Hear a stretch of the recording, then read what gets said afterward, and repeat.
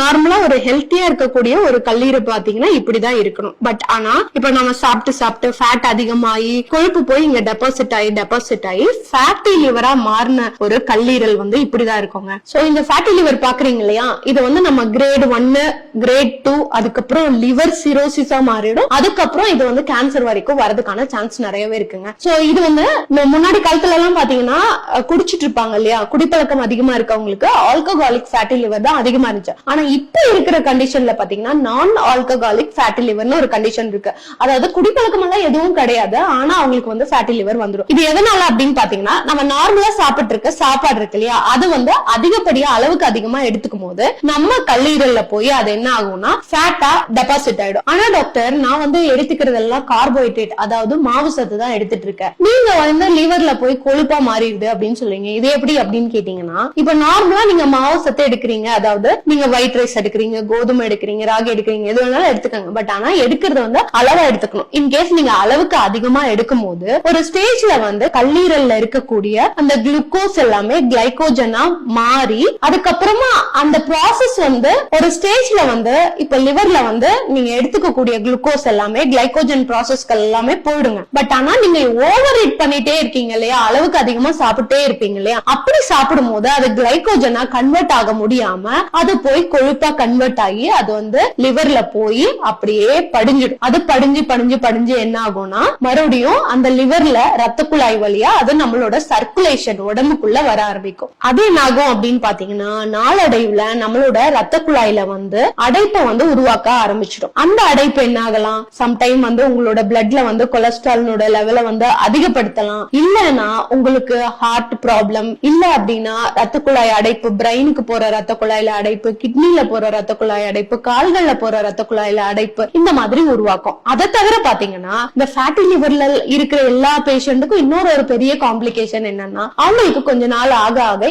Insulin resistant வர ஆரம்பிக்கும். ஏன்னா அதிகப்படியா இன்சுலின் சுரந்து உங்களோட மாவுச்சத்தை எல்லாத்தையும் டைஜஷன் பண்ண முடியாம அது வந்து ரெசிஸ்டன்டா மாறிடும். இன்சுலின் ரெசிஸ்டன்ட் வரும்போது என்ன ஆகும் அப்படின்னு பாத்தீங்கன்னா டயபெட்டிக் வர ஆரம்பிக்கும். சோ அது மட்டும் இல்லைங்க, ஒரு பேஷண்ட் வந்து ஒபேசிட்டி ஆவாங்க, டயபெட்டிக் வரும், பிபி வரும், கொலஸ்ட்ரால் வரும். இந்த எல்லா காம்ப்ளிகேட்டடான விஷயமும் இந்த கல்லீரல்ல ஸ்டார்ட் ஆகும். இந்த கல்லீரல்ல வந்து நமக்கு ஃபேட்டி லிவர் இருக்கா இல்லையா அப்படிங்கறத பாக்கணும்னா எப்படி பாக்கணும் அப்படின்னா, எந்த ஒரு சிம்டமுமே சொல்ல மாட்டாங்க. அதனால பேஷண்ட்டுக்கு வந்து ஃபேட்டி லிவர் இருக்கா இல்லையா அப்படின்னு சொல்லிட்டு அவங்களுக்கே தெரியாதுங்க. சோ அந்த சிச்சுவேஷன்ல நமக்கு இருக்கா இல்லையா அப்படிங்கறத எப்படி பாத்துக்கலாம்னா, ஒண்ணு வந்து லிவர் ஃபங்க்ஷன் டெஸ்ட் எடுத்து பார்க்கணும், அதனோட என்சைம்ஸ் எல்லாம் நார்மலா இருக்கா அப்படின்றத கண்டிப்பா செக் பண்ணி பார்க்கணும். இது யாரெல்லாம் செக் பண்ணி பார்க்கணும் அப்படின்னு பாத்தீங்கன்னா, ஒரு 35-40 வயசு கிட்ட எல்லாம் வந்துட்டீங்கன்னா கண்டிப்பா 6 months ஒன்ஸ் இல்ல 1 year ஒன்ஸ் வந்து நார்மலா உங்களுக்கு தெரிஞ்ச ஒரு லேப்ல போய் பக்கத்துல போய் டெஸ்ட் பண்ணி பாத்துக்கோங்க. அதுக்கப்புறமா பாத்தீங்கன்னா ஒரு ultrasound scan, abdomen ultrasound scan போட்டு பாத்தீங்கன்னா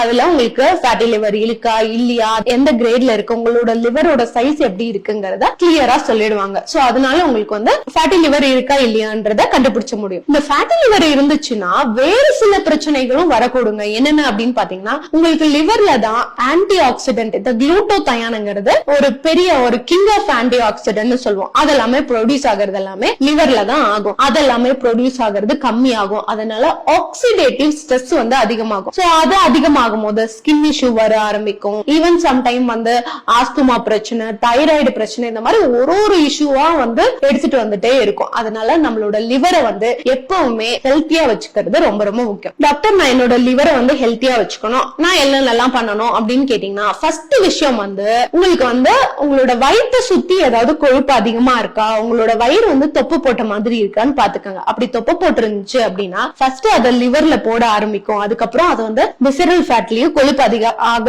ஆரம்பிச்சிடும். அதனால அவங்களுக்கு வந்து வயிறுலயுமே தொந்தி போட்ட மாதிரி இருக்கும். சோ அந்த மாதிரி இருந்ததுன்னா டெய்லியும் மஸ்ட் வந்து நீங்க வாக்கிங் போகணும். இந்த வாக்கிங் போறேன் அப்படின்ற பேர்ல வந்து நம்ம வந்து மெதுவா போயிட்டு இருக்க கூடாது, நல்லா வேகமா நடக்கணும். இதுல வந்து இத கம்மி பண்ணணும்னா நீங்க வந்து வெயிட் தூக்கி எக்ஸசைஸ் எல்லாம் பண்ணுவாங்க இல்லையா, மசில் ஸ்ட்ரென்தன் பண்றதுக்கு, அந்த மாதிரி எக்ஸசைஸ் வந்து இதுல அதிகப்படியா வேலை செய்யாது. இது வந்து கம்மி பண்ணணும்னா நீங்க என்ன மாதிரி எக்ஸசைஸ் பண்ணலாம் அப்படின்னு பாத்தீங்கன்னா, கார்டியாக் ஒர்க் அவுட் போலாங்க. இல்ல அப்படின்னா வேகமா ஓடுறது, இல்ல வேகமா நடக்கிறது, வேகமா ஸ்விம் பண்றது, இந்த மாதிரி எக்ஸசைஸ், உடற்பயிற்சி எல்லாமே கொழுப்பினுடைய அளவை கம்மி பண்ணதுக்கு ரொம்பவே உதவியா இருக்கும். இத வந்து மஸ்ட் காலையில வந்து ஒரு 45 minutes, சாயங்காலம் ஒரு 45 minutes பண்றதை வந்து ரெகுலர் ரொட்டீன்ல எடுத்துட்டு வந்துருங்க. அதை தவிர பாத்தீங்கன்னா உங்களோட டயட்ல எப்பவுமே பூண்டு வந்து ரெகுலரா எடுத்துக்கணுங்க. பூண்டு என்ன பண்ணும்னா இருக்கக்கூடிய கொழுப்பெல்லாம் கரைக்கக்கூடிய தன்மை அதுல அதிகமா இருக்கும். அதனால வந்து இஞ்சி, பூண்டு, குறுமிளகு இந்த மாதிரி விஷயங்கள் எல்லாமே உங்களோட உணவு பழக்கத்துல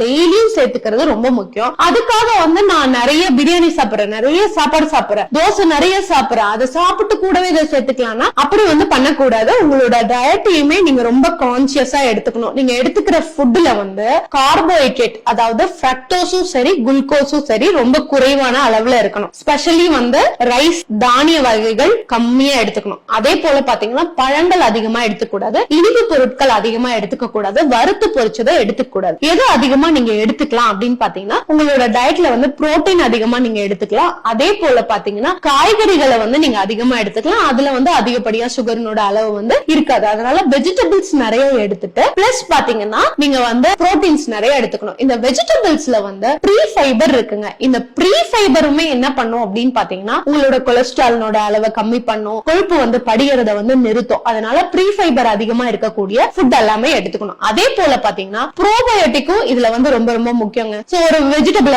கேரட், பீட்ரூட், நெல்லிக்காய் இந்த மாதிரியான வெஜிடபிள்ஸ் எல்லாமே எடுத்து கொஞ்சம் வினிகர் ஊத்தி அதை வந்து நீங்க வந்து ஃபர்மெண்ட் பண்ணி எடுத்துட்டு வரும்போது அதுவுமே உங்களுக்கு ப்ரோபயோட்டிக் நிறைய இருக்கும், அதுலயுமே ப்ரீபயோட்டிக்கும் இருக்கும். சோ அதுவுமே வந்து உங்களோட ஃபேட்டை வந்து குறைக்கிறதுக்கு ரொம்பவே உதவியா இருக்குங்க. அதே போல பாத்தீங்கன்னா இப்பெல்லாம் ரொம்ப ஈஸியா நமக்கு பேக்கெட் ஃபுட்ஸ் எல்லாமே கிடைக்குது இல்லையா? நம்ம அடிக்கடி போய் ஒரு பாக்கெட் பிஸ்கட் வாங்கிறோம், நம்மளே தெரியாம நமக்கு பசிக்குதா ஒரு பிஸ்கட் வாங்கி சாப்பிடுறோம், இல்லன்னா ஒரு வர்க்கி வாங்கி சாப்பிடுறோம், இல்லன்னா வந்து நம்ம பப்ஸ் வாங்கி சாப்பிடுறோம். இந்த மாதிரி விஷயங்கள் எல்லாமே ஸ்நாக்ஸ் வந்து அதிகமா எடுத்துக்கும் போதும் நமக்கு அதிகமா. அதே போல பாத்தீங்கன்னா டீ காஃபி குடிக்கிற பழக்கம் நமக்கு பசிக்குதுன்னா அந்த பசிக்கு வந்து அதிகமா சாப்பிடுறவங்களை விட டீ காஃபி குடிச்சாலே நான் ரொம்ப எனர்ஜி ஆயிடுவேன் அப்படின்னு சொல்லுவாங்க. அதுல இருக்கக்கூடிய சுகருமே உங்களுக்கு நாளடைவுல வந்து லிவர்ல போய் கொழுப்பு மாதிரி படியறதுக்கான சான்ஸ் நிறையவே இருக்கு. அதனால டீ காஃபி அதிகமா எடுத்துட்டு இருக்கீங்கன்னா அதை வந்து கம்மி பண்ணிடுங்க, இல்லன்னா அந்த பழக்கத்தையே விட்டுடுங்க. அதுதான் பெஸ்ட். இன்னொரு விஷயம் என்னன்னா இன்டர்மிட்டன்ட் ஃபாஸ்டிங். நீங்க ஒரு காலையில ஒரு ஃபுட் ஹெல்த்தியா எடுத்துக்கோங்க, அதே போல ஒரு 8 hours இல்ல 12 hours கேப் விட்டுட்டு மறுபடியும் ஈவினிங்கா ஒரு ஃபுட்டை வந்து ஹெல்த்தியா எடுத்துட்டு நல்லா தூங்கிட்டு டீப்பா தூங்கிட்டு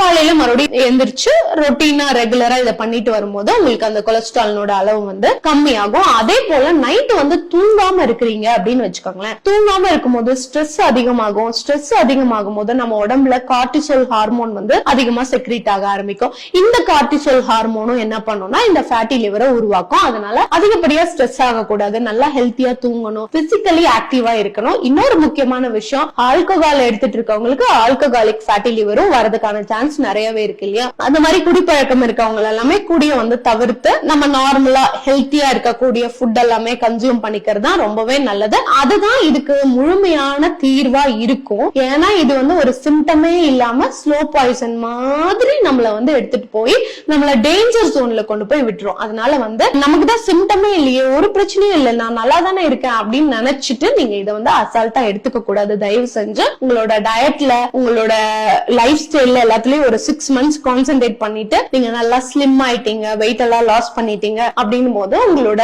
லிவர் என்சைம்ஸ் எல்லாம் மறுபடியும் செக் பண்ணி பாருங்க. அதே போல ஸ்கேன் பண்ணி நம்மளோட ஃபேட்டி லிவர் கிரேட் 2ல இருக்கோம்னா அது கிரேட் 1 வந்திருக்கா, கிரேட் 1ல வந்தவங்க வந்து நார்மல் சைஸ்க்கு நம்ம லிவர் மாறிச்சான்னு கண்டிப்பா ஸ்கேன் பண்ணி செக் பண்ணிக்கணும். சோ இந்த வீடியோ உங்களுக்கு ரொம்பவே உதவியா இருந்திருக்கும்னு நினைக்கிறேன். உதவியா இருந்ததுன்னா மறக்காம சேனலை சப்ஸ்கிரைப் பண்ணிடுங்க, எல்லா நண்பர்களுக்கும் ஷேர் பண்ணுங்க. Thank you so much.